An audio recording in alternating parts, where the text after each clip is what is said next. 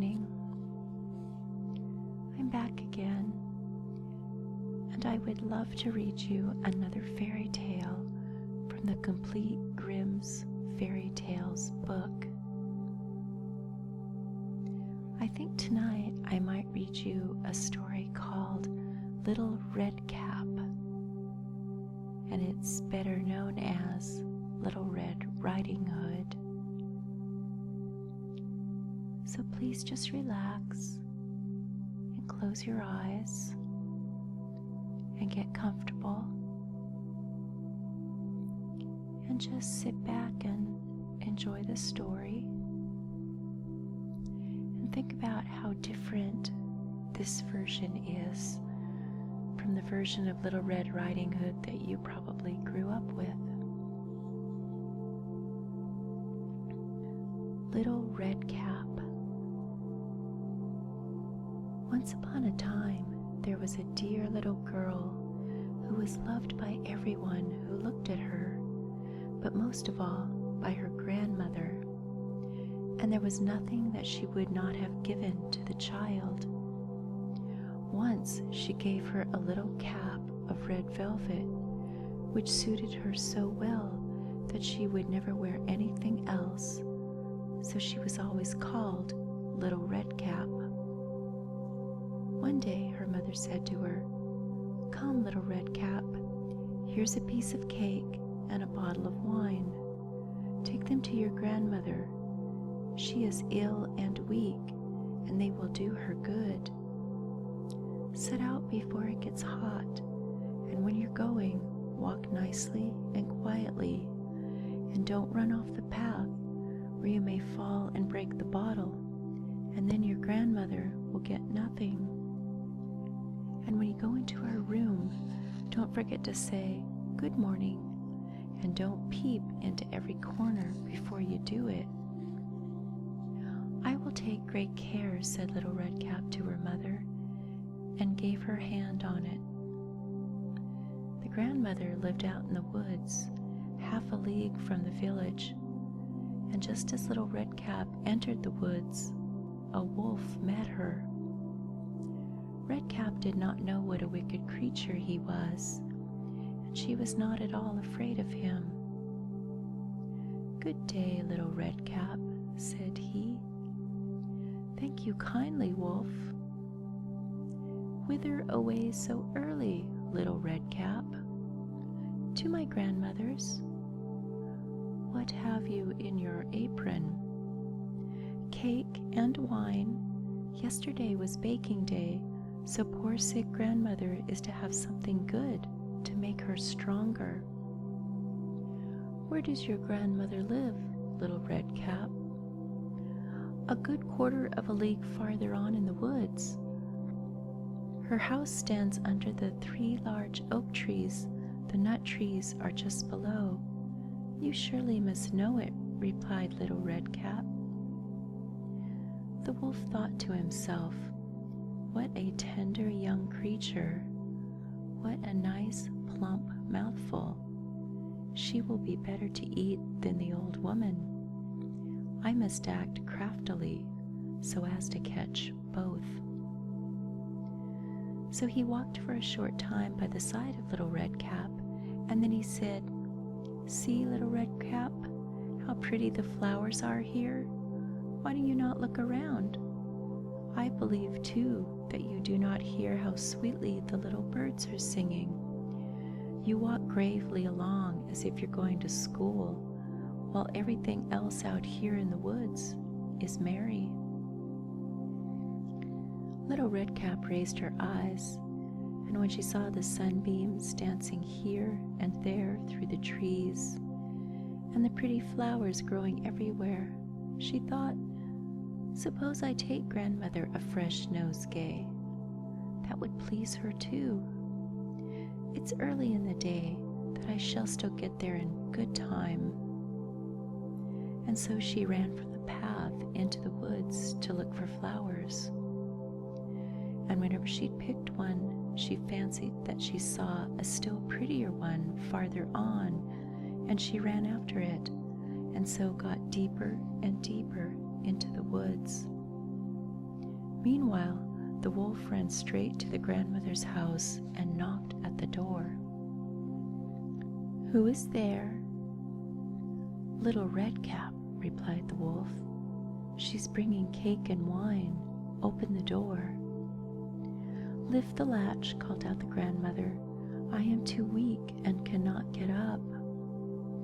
The wolf lifted the latch, the door sprang open, and without saying a word, he went straight to the grandmother's bed and devoured her. Then he put on her clothes, dressed himself in her cap, laid himself in bed, and drew the curtains. Little Red Cap, however, had been running about picking flowers, and when she had gathered so many that she could carry no more, she remembered her grandmother and set out on the way to her. She was surprised to find the cottage door standing open, and when she went into the room, she had such a strange feeling that she said to herself, "Oh dear, how uneasy I feel today. And at other times, I like being with grandmother so much." She called out, "Good morning," but received no answer. So she went to the bed and drew back the curtains. There lay her grandmother with her cap pulled over her face and looking very strange. "Oh, grandmother," she said, "what big ears you have." "The better to hear you with, my child," was the reply. "But grandmother, what big eyes you have," she said. "The better to see you with, my dear." "But grandmother, what large hands you have." "The better to hug you with." "Oh, but grandmother, what a terrible big mouth you have." "The better to eat you with." And scarcely had the wolf said this than with one bound he was out of bed, and he swallowed up Red Cap. When the wolf had appeased his appetite, he lay down again in the bed and fell asleep and began to snore very loud. The huntsman was just passing the house and thought to himself, "How the old woman is snoring.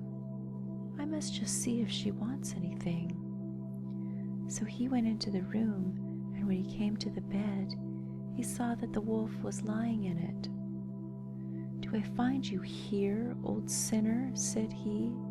"I have long sought you." Then just as he was going to fire at him, it occurred to him that the wolf might have devoured the grandmother, and that she might still be saved, so he did not fire, but took a pair of scissors and began to cut open the stomach of the sleeping wolf.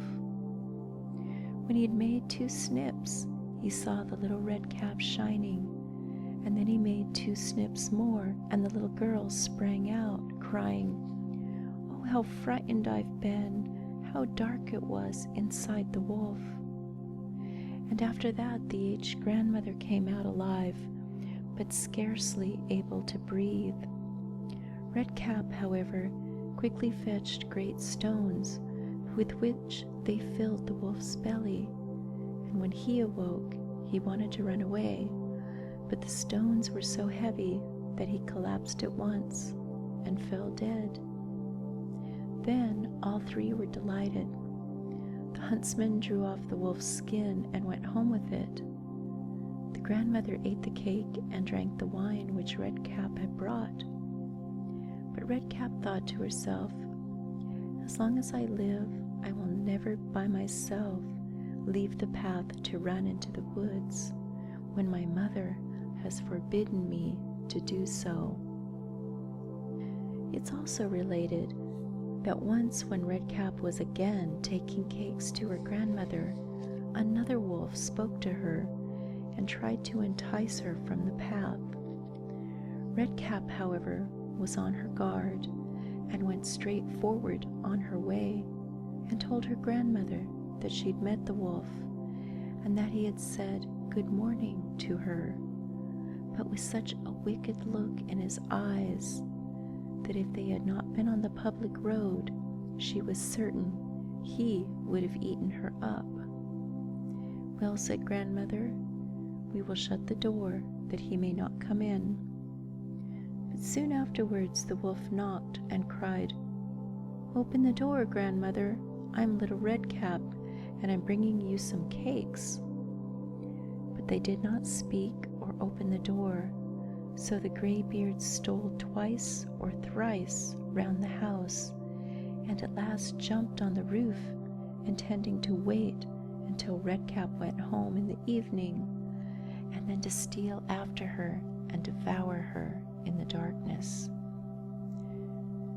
But the grandmother saw what was in his thoughts. In front of the house was a great stone trough, so she said to the child, "Take the pail, Redcap. I made some sausages yesterday, so carry the water in which I boiled them to the trough." Redcap carried until the great trough was quite full. Then the smell of the sausage reached the wolf, and he sniffed and peeped down, and at last stretched out his neck so far that he could no longer keep his footing, and he began to slip, and he slipped down from the roof straight into the great trough, and he was drowned. But Redcap went joyously home, and no one ever did anything to harm her again.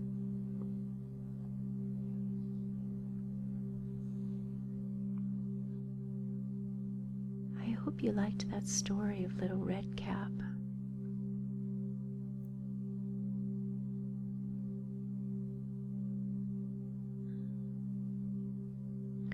It is a little bit different than the Little Red Riding Hood stories that you might have grown up with.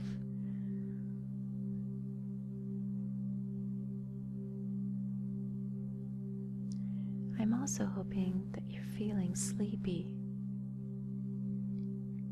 and that you're very relaxed and that you've kept your light off and that you're just about to fall asleep. I really do enjoy reading you stories, and this book is filled with some wonderful fairy tales. So I'll just keep picking out new ones that I think you'll like, and I'll come back and visit you, and I'll read them. I hope you have very sweet dreams tonight, and I'll see you again soon. Good night.